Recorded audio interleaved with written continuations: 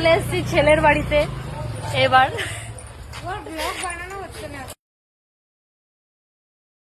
বরের বাড়ি,